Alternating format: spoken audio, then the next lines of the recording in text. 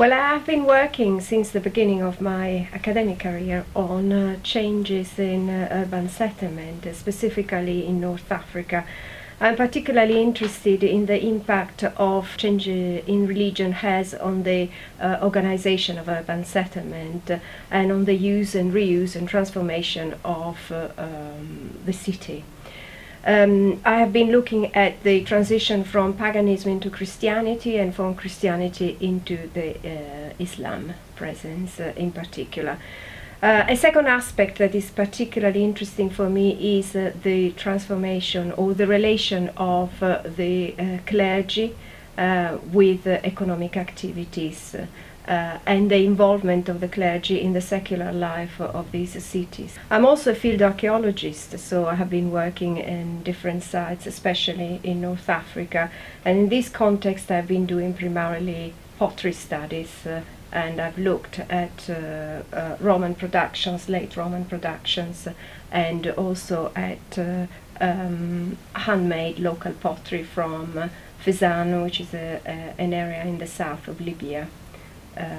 Where the Garamantes, a population who were in contact with Rome, lived for a long time. Well, my methodology is very complex.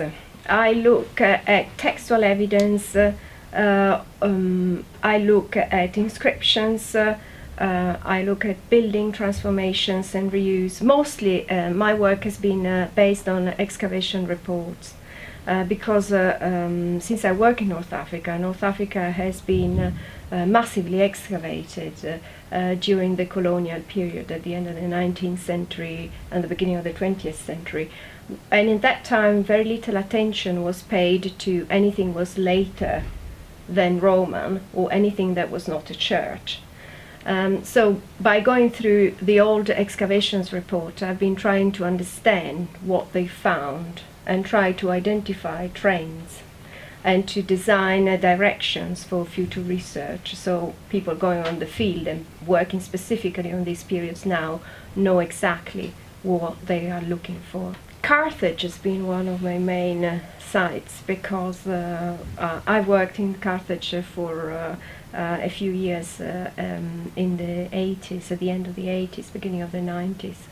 And I collected all the original aim of the project was to design a GIS of all the excavated sites in the city, in the old city of Carthage. And I particularly focused on late antique Byzantine and early Islamic sites. And so I collected all the evidence and I was able to design and specifically reconstruct the transformation of the city from the 3rd century to the 9th, 10th century, when most of these cities in North Africa are abandoned and a new setting of urban settlement is designed within the territory of North Africa. Well, I've worked particularly recently in Sabratha in Libya, which is a site that now is impossible to visit. And one aspect, important aspect, for instance, in Sabratha I identified is the fact that the forum of the city was already abandoned before the end of the Roman Empire. So in the second half of the 4th century, the forum of the city was already derelict, and most of the buildings were spoliated, were dismantled, and the material was stored in the basement of the Capitolium of a temple. And only later on, in the early Byzantine period, they went back to take this decorative material and they reconstructed the buildings in the forum and they made churches, obviously. And so there was 100 years in which the forum of the city was of no use and was a minor part of the city. So the forum went from being the center of the urban settlement to be a derelict area of the city, and then acquired again importance in the Byzantine period as a religious center with 2 main churches there. The future of my research is going at the moment into working with Libyan authorities to record and build up a database of archaeological sites in the territory of Libya. Because for political reasons, a full catalogue of all the sites in Libya have never been done, and the conflict is now complicated the situation. And with other international colleagues at the moment, I am working in particular on the recording and preserving of early Islamic sites in Libya, which have been neglected for a long time because during the colonial period many of them were destroyed, and a systematic work on Islamic sites have never been done. And the major focus has been always on the imposing Roman remains of the cities. At the moment, in fact, I'm working a lot with the students, but not on the field.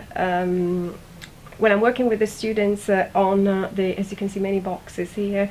This is a deep sea Faraj excavation, which is an excavation that was carried out in the 70s in Syria by Richard Harper, and we hold the archives in Durham, and so with the students we are going through the excavations report, all the finds, and we are preparing the publication. So it's a different way of doing archaeology, the post-excavation work, but it's still a way of doing archaeology.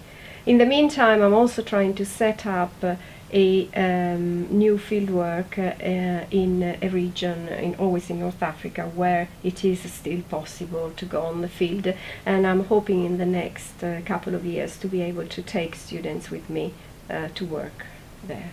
One big project I would like to develop is, and I'm talking about colleagues in other countries, is I would like to look at the route of the Islamic conquest across North Africa and do fieldwork in a number of specific sites across North Africa and try to reconstruct the route through which the Arabs came to conquer North Africa and then Spain.